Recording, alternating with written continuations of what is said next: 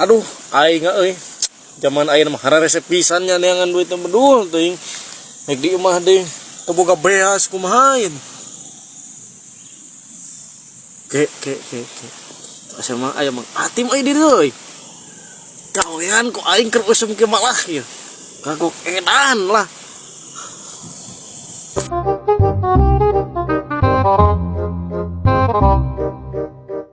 Hai Mang, keur naon di dieu? Naon Sep?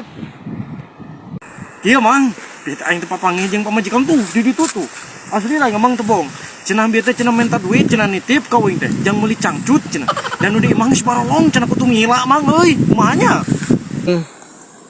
Nu balik Sep. Bohong sia maong kok tadi teh aya pamajikan aing panggih tapi teu ngomongkeun. Ieu Mang aing sing sumpah sing nya nageta. Aing sing candu tah wani beunghar ayeuna keneh, aing wani beunghar mah mobil Honda Arco lah.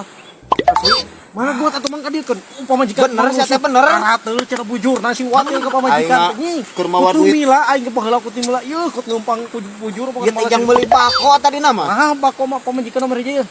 Di ditu aing semua siap nu nya. Awas ya mun teu nepi. Henteu ku aing ke dibejakeun ya. Asli dan kayak gitu na bakal liburan lumayan ka sare beberapa Mang ya.